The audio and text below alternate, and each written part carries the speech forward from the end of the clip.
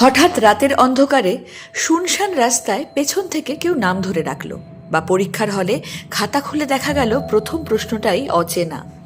মুহূর্তের মধ্যে বুকের ভেতর ধক করে উঠে আসে কিছু একটা, নিঃশ্বাস ভারী হয়ে আসে, আর অদ্ভুতভাবে গলা শুকিয়ে কাঠ। এই অভিজ্ঞতাটা আমাদের সকলেরই চেনা, কিন্তু এই প্রশ্নটা খুবই কম করা হয় যে ভয় পেলে কেন গলা শুকিয়ে যায়। এটা কি শুধুই মানসিক, নাকি এর পেছনেও আছে শরীরের এক গভীর প্রাচীন হিসেব? আসলে ভয় একটা আবেগ নয়, ভয় হলো একটা অ্যালার্ম সিস্টেম।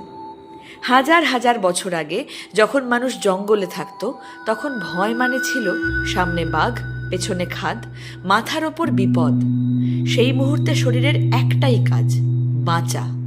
তাই মস্তিষ্ক তখন আর রিল্যাক্স করে না, সে সরাসরি একটা বোতাম টিপে দেয়, ফাইট অর ফ্লাইট। এই বোতাম টিপলেই সক্রিয় হয় সিম্প্যাথেটিক নার্ভাস সিস্টেম। অ্যাড্রেনাল গ্রন্থি থেকে ছুটে আসে অ্যাড্রেনালিন আর কর্টিসল।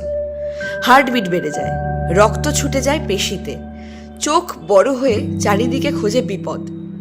আর ঠিক তখনই লালার গ্রন্থিগুলো প্রায় বন্ধ হয়ে যায়, কারণ খুব সোজা, ভয় পেলে শরীর ধরে নেয় এখন খাওয়ার সময় নয়, গিলবার সময় নয়, গল্প করারও সময় নয়, এখন দরকার লড়াই করা। লালা তৈরি করা শরীরের কাছে তখন একেবারেই অপ্রয়োজনীয় বিলাসিতা, তাই রক্ত সরে যায় স্যালাইভারি গ্ল্যান্ডস থেকে, লালার উৎপাদন কমে যায়, আর আমরা অনুভব করি গলা শুকিয়ে যাচ্ছে। এটা কোনো ত্রুটি নয়, এটা নিখুঁত সার্ভাইভাল ডিজাইন।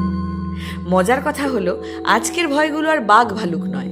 আজ ভয় মানে মাইকের সামনে দাঁড়ানো, ইন্টারভিউ বোর্ড, প্রেমের স্বীকারোক্তি, কিংবা হঠাৎ আসা দুঃসংবাদ।